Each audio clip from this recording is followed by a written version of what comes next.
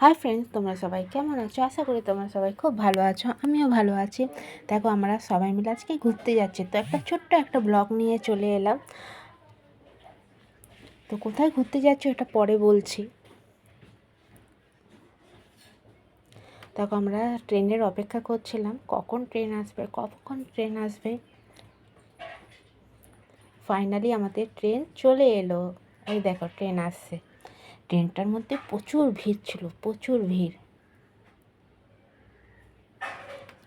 Train থেকে নেমে গেলাম।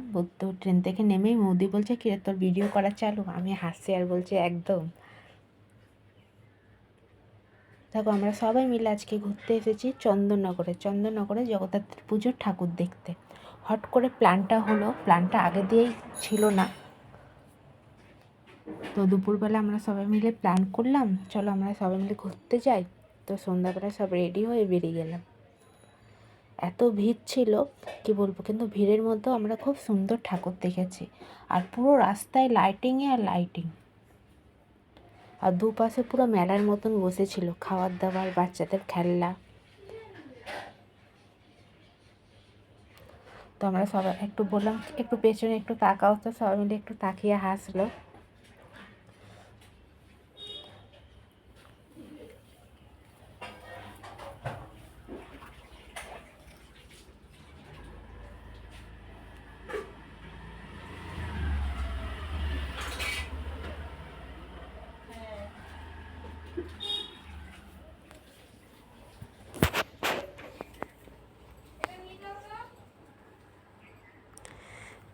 তো দেখো, আমরা প্রথমেই ঠাকুরটা যেটা দেখলাম, দেখে পুরো মনটা ভরে গেল। এত সুন্দর মায়ের মুখ, আর প্যান্ডেলটা করেছেও খুব সুন্দর।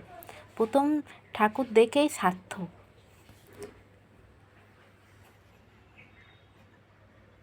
আর এরকম প্যান্ডেল কলকাতায় গেছিলাম তখন দুর্গাপুজোতে, তখন এরকম প্যান্ডেল সেম করেছিল।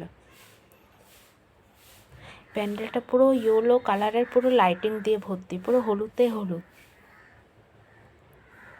এক একটা কারুকার্য এত সুন্দর করেছিল কি বলবো। মানে যতই দেখি ততই কম। মানে ফোনটা, মানে ভিডিওটা বন্ধ করে যেন আমি ভালো করে লাইটিংটাই দেখি। খুব সুন্দর লাইটিংটা করেছিল। আর ঠাকুরটাও হয়েছিল হেভি, খুব সুন্দর।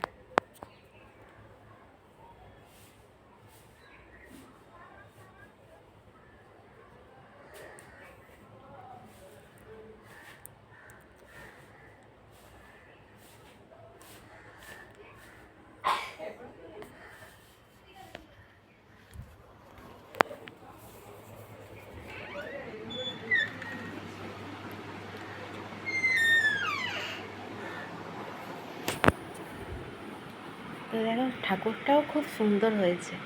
তো ফাইনালি আমরা 6-7টা ঠাকুর দেখলাম। ঠাকুর দেখে এবার যে যার বাড়িতে যাওয়ার সময় ট্রেনটা এত ভিড় ছিল, মানে নিঃশ্বাস নেওয়ার জায়গা ছিল না। আর আসার সময় ট্রেনটা পুরো ফাঁকা।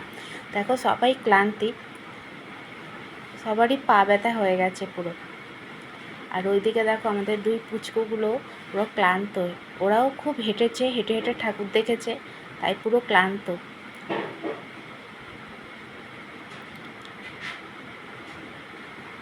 ওকে, সবাইকে টাটা, বাই বাই। সবাই ভালো থাকো, সুস্থ থাকো, টাটা।